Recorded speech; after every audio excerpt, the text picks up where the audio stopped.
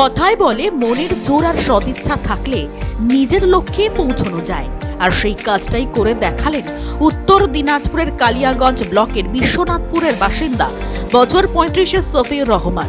সফিউর লেখাপড়া করেছেন, চাকরি না পেয়ে নিজে একটা কাপড়ের দোকানে কাজ করতেন।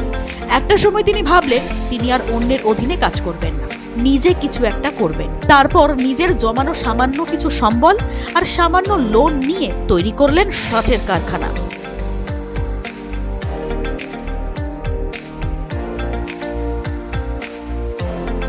হঠাৎ করে করলাম বলতে, আমি তো আগে কাপড়েরই কাজ করতাম, রিটেল দোকান ছিল আমার। তো সেখান থেকে আমার একটা মাথায় প্ল্যান আসলো যে সরকার বিভিন্ন সময় বিভিন্ন রকমের প্রপোজাল আসছে।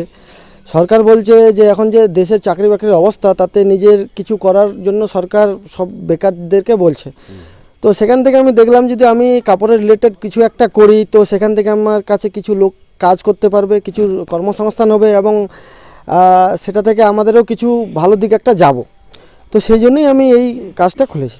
আমি খুশি, আমি স্যাটিসফাইড, এবং আমি এটাও চাই সরকারের কাছে, কেন্দ্র সরকার হোক, রাজ্য সরকার হোক, যেন আমাদের এরকম ছোট ছোট সংস্থানগুলো আরও করতে পারে বেকার ছেলেপেলেরা।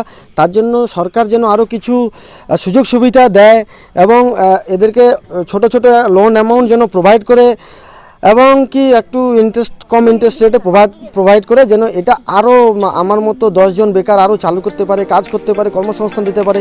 আমি এটাই চাই। এই কারখানায় তিনি 10 জন পরিযায়ী শ্রমিককে কাজ দিয়েছেন। এখানে কাজ করতে পেরে যথেষ্ট খুশি সেই শ্রমিকরাও, কারণ তারা থাকতে পারছেন পরিবারের সঙ্গে। এই যে আমাদের এখানে শার্ট তৈরি হয়। কতদিন ধরে কাজ করছেন? এখানে মোটামুটি 1 বছর হয়ে গেল। আগে কোথায় কাজ করতেন? আগে আমরা দিল্লিতে কাজ করতাম, কলকাতাতে কাজ করছি। আচ্ছা, বাইরে বাইরে থাকতেন? হ্যাঁ, বাইরে বাইরে থাকতাম। ফ্যামিলি কোথায় থাকতো? ফ্যামিলি বাড়িতে থাকতো। কতদিন পর পর আসতেন? মোটামুটি দিল্লিতে থাকলে তো মোটামুটি 8 মাস 1 বছর বাদ আসতাম। আচ্ছা, কলকাতাতে ছিলাম, এখন ইসে আর কি কলকাতাতেই ছিলাম, মোটামুটি 2 মাস 1.5 মাস পরে আসতাম আর কি। তো এইখানে এই কাজটা করার কারণটা? এখানে এইটাই কারণ যে এখানে আসে আমরা বাড়ির কাছে এই কাজটাই করতে পারছি। এটাই কাজে আমাদের কলকাতা করতে হতো, এখানে করতে পারছি, পরিবারের সাথে থাকতে পারছি।